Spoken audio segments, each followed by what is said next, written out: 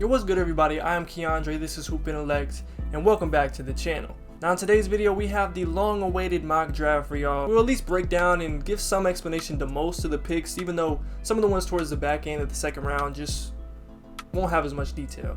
I appreciate y'all for rocking with the channel. Be sure to leave a like, and if you saw this in your recommended, just go ahead and hit that subscribe button and the notification bell so you can be here right away when we drop more great basketball content. But yeah, without further ado, let's go ahead and get into it.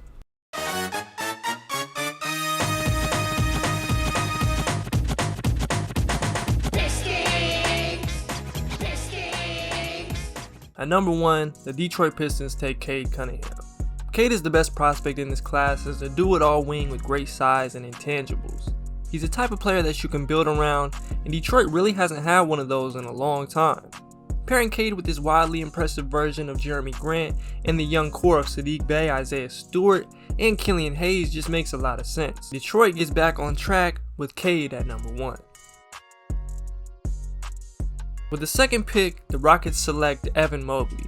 Again, as much as I love the idea of Jalen Green and KPJ on the same squad, I think you've got to take one of the best big prospects in the last several years and an unbelievable mover on the perimeter at 7 foot in Mobley. Also, given that Houston has some later first round picks in the draft that has a lot of guard value in the 20s, Mobley makes even more sense. With the third pick, the Cleveland Cavaliers take Jalen Green, and I really don't think they should give this much thought. You take the best player available and think about fit later, especially in a scenario like this. Colin Sexton is already a really good player, and Darius Garland is well on his way, and though it doesn't make a whole lot of sense to have all three of them, I'm definitely a huge fan of a potential Garland and Green backcourt, especially with Okoro and Jarrett Allen in the lineup. At number 4, the Toronto Raptors bring in Jalen Suggs and get the best available guy, and someone who I think fits the personality of their organization really well. Him alongside Fred VanVleet, LG Anunoby, and Pascal Siakam would be a really good start to winning basketball. And they've got one of the best developmental programs in the league, which is perfect for a guy like Suggs that needs some fine tuning as a ball handler and a scorer.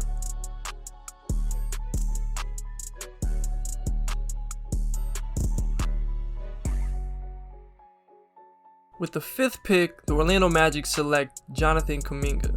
To me, there's some separation between the top 4 guys that doesn't necessarily show up in a lot of mainstream conversations, but I still do like Kuminga's upside here at 5 for Orlando. He's an athletic and physically imposing wing who looks to score first and foremost, and with the Magic in a weird transitional period, I think they take a swing here and maybe make up for the risk with their later picks. The Oklahoma City Thunder take Florida State's Scottie Barnes at number 6. OKC is fully in rebuild mode, and though the lottery wasn't exactly friendly to them, they get a guy in Scottie Barnes who has a ton of energy, personality, and upside as a 6'9" forward with guard skills and good vision. I think he'll have plenty of room to grow in this organization, and he's certainly a solid piece to start with.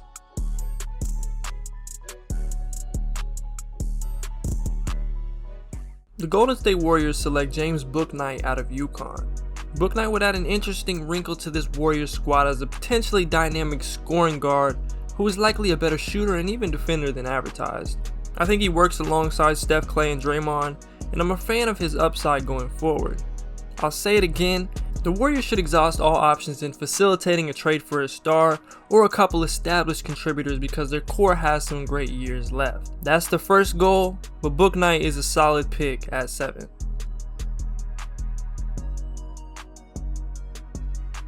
At number 8, the Orlando Magic get one of my favorites in this entire class in Moses Moody.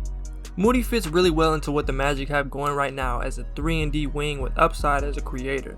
He's going to fit in with pretty much every team in the league, and given the bit of uncertainty that comes along with picking a guy like Jonathan Kuminga, Moody has to bring a bit of a calming presence with his skill set.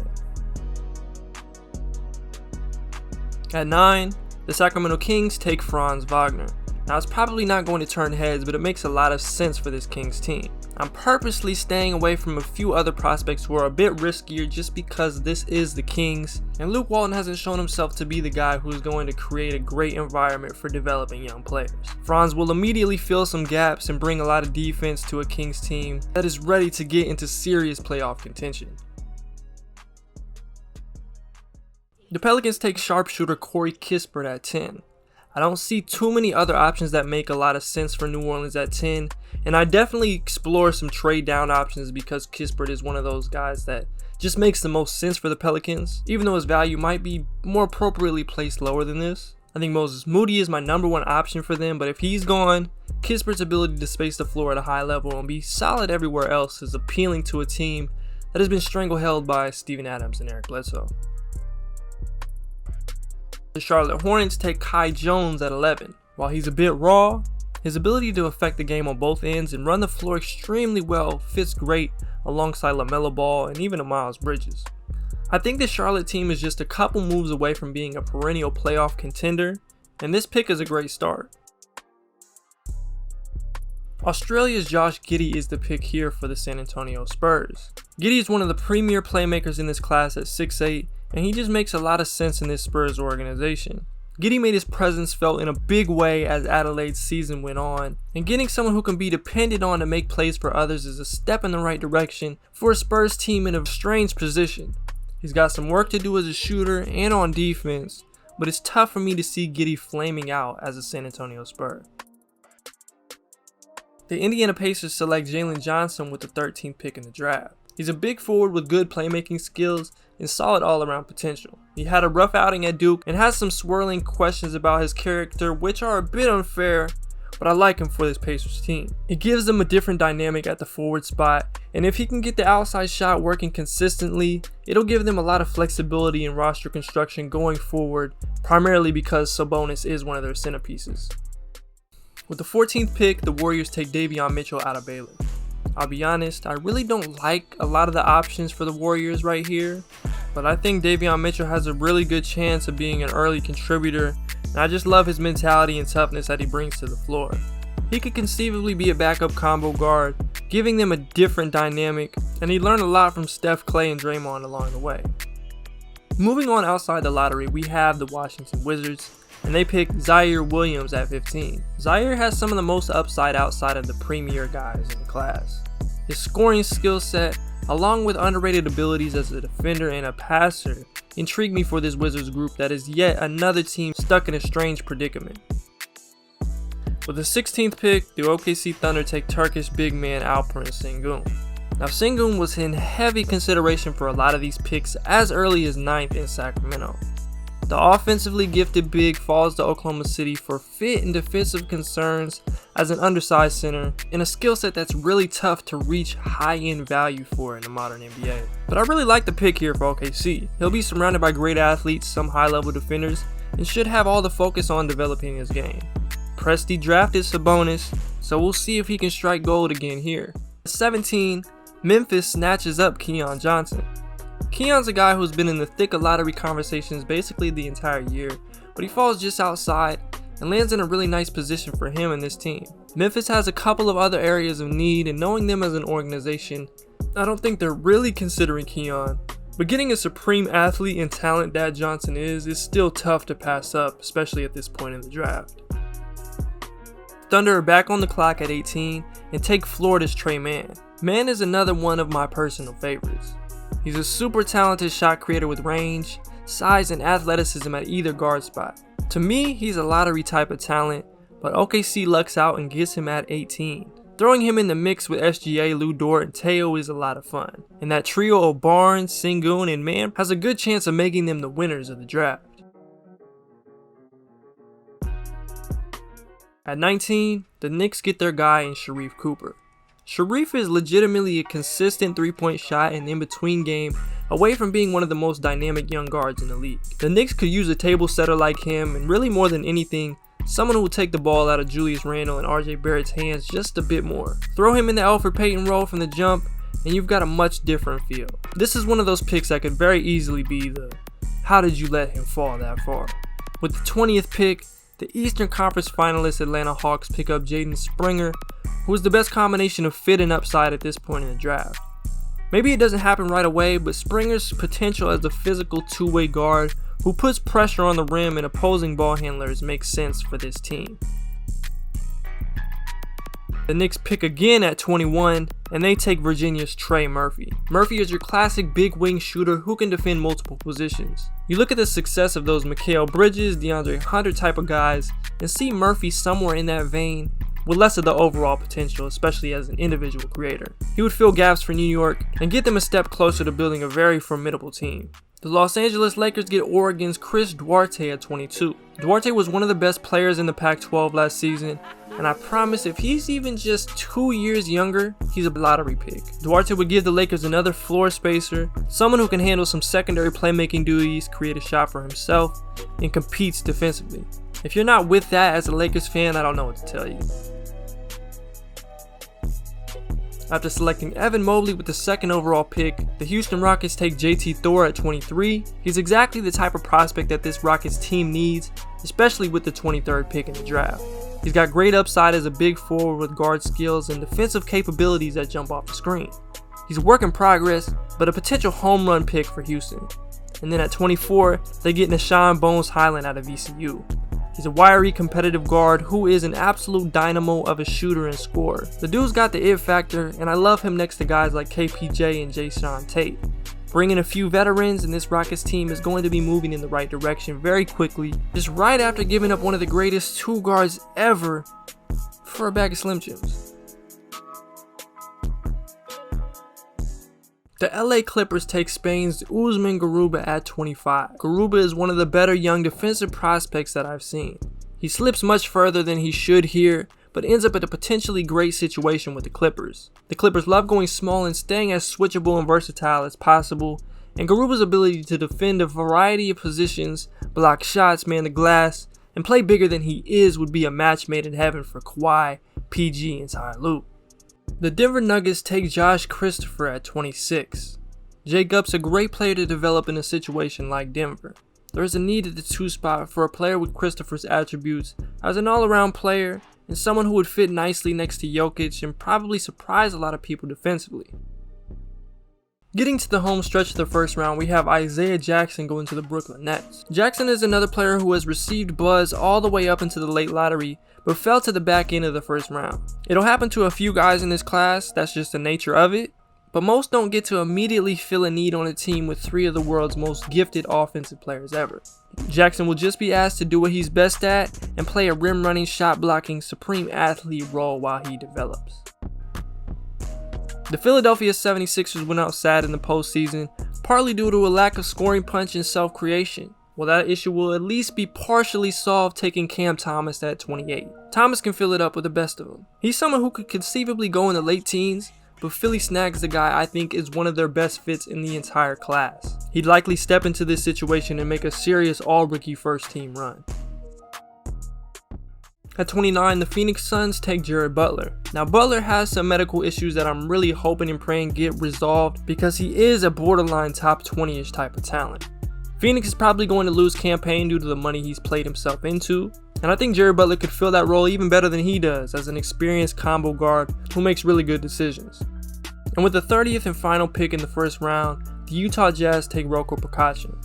ROKO's talent is just super enticing for a team like the Jazz at the 30 spot. They could go in a couple different directions, get a guard like Deuce McBride, a solid versatile forward like Jeremiah Robinson Earl, but they take ROKO and run with his potential as a versatile forward who's one of the younger players in the draft. The Jazz ultimately take the best available player with the last pick in the first round. A quick recap of the first round. Lots of really good picks here. I think the area to watch in terms of how things are going to shake out is right after pick 6. That 7 to 14 range is going to decide a lot of the selections in the draft, especially in the second round for those who have multiple picks.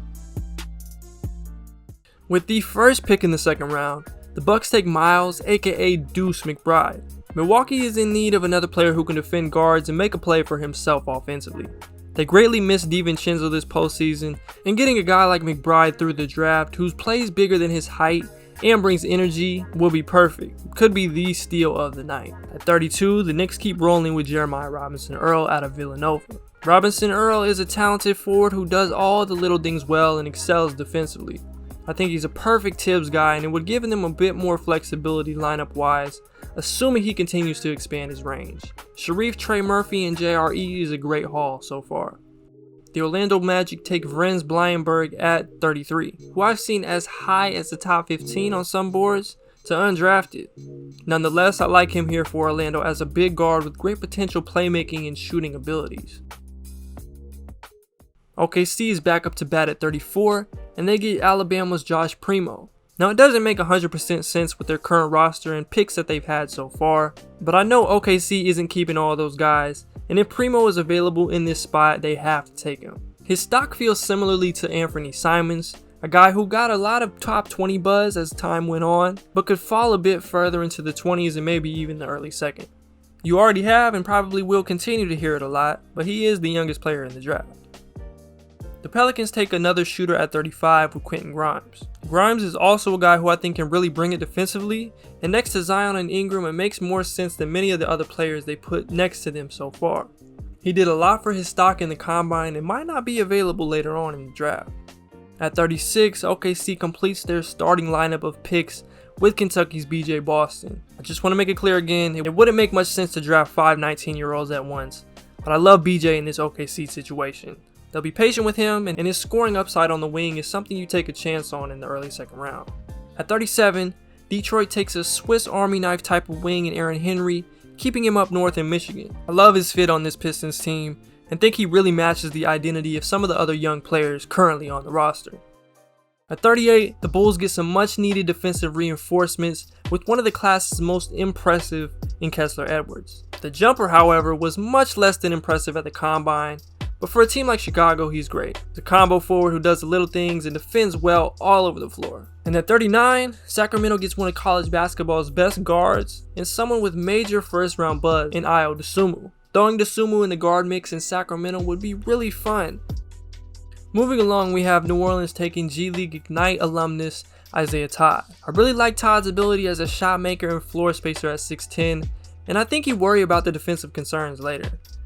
Spurs get a big physical presence in Day'Ron Sharpe at 41. I like his value in this spot for San Antonio, and they'll definitely get everything out of him that they can. Detroit keeps it Michigan once again and takes sharp shooting 6'7" forward Isaiah Livers. Surrounding Cade with experienced wings like Saddiq Bey, Isaiah Livers, and Aaron Henry sounds great, and I like the direction Detroit is headed in with this combination of young guys and vets. Herb Jones gives New Orleans some added versatility with the 43rd pick. You know, I'm just thinking of Alonzo, Ingram, Najee Marshall, Herb Jones, Zion lineup. Is the spacing amazing? No. But boy, would that be interesting to watch, especially defensively, so I'm here for it. At 44, Brooklyn takes David Johnson as potential Dinwiddie insurance. I mean, look, they have Harden and Kyrie, and what do you really need from your backup guards other than to be serviceable? David Johnson doesn't have an elite skill, but he checks a lot of boxes, and I like his value in the mid-second. At 45, the Boston Celtics come away with an excellent pick in Jason Preston. Preston has a pretty wide draft range, but he might have played his way into the early second at the combine. Here, Boston gets a dynamic playmaker who could be a helpful floor general in due time. From high school bench guy to the NBA, Jay Preston made it. Toronto takes Charles Bassey and Joe Wieskamp with back-to-back picks at 46 and 47. Bassey has needed help in the front court and could conceivably contribute in year one. Not being Alex Len or Aaron Baines is a wonderful start. And then Joe Wieskamp is a sharpshooter whose elite skill could find him selected as early as the mid to late 30s, but Toronto snags him here, a guy who they just worked out this week. After picking Jaden Springer, the Hawks select Sandro Mamukelashvili as a change of pace big man who can make plays for himself and others. Brooklyn takes Joel Ayayi at 49. Philly brings in Austin Reeves to make a play and get a bucket for himself at 50. And Memphis gets Filip Petrusev at 51. He could go almost anywhere in the second, but the Grizzlies get the well-traveled and skilled big late in the draft. Neemias Queta gets added to the front court in Detroit. New Orleans seeks more floor spacing with Matthew Hurt at 53. And the fourth Ignite alumnus Daishen Nix gets picked up by the Pacers. We've got 5 picks left, and OKC kicks it off with getting a highly touted forward Greg Brown this late in the draft. Brown is someone who got first round attention for much of the year. He's a firm second rounder to me, but in the right scenario, you've got a potentially dynamic combo forward contributor. Charlotte doesn't need either of these guys, but takes a draft and stash one in Rokas Jokubaitis at 56, and Scottie Lewis for his amazing defensive upside and athleticism at 57. McKinley Wright's leadership, tenacity, and mistake-free game earns him a draft selection by the Knicks at 57. He really helped himself at the Combine. The Combine Warrior himself, Jericho Sims, gets picked up by Brooklyn, and Providence's David Duke caps off the draft by getting selected by the Indiana Pacers with the 60th pick in the draft. Well, that's going to do it for the first mock draft of the year. I had to keep it, short and sweet towards the end just because there's so many, different trades and variables that happen every year in that part of the draft. So it can be, just a little bit difficult to predict and project everything at that point. But there you have it. Go ahead and take a look at this recap.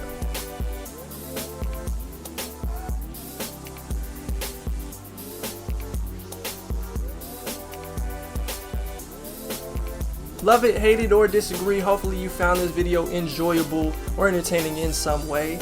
Be sure to like, subscribe, and comment down below. I appreciate y'all for rocking with the content, and we've got other great stuff, on the way. But yeah, that's gonna do it. I'm Keandre, this is Hoop Intellect, and I'm out.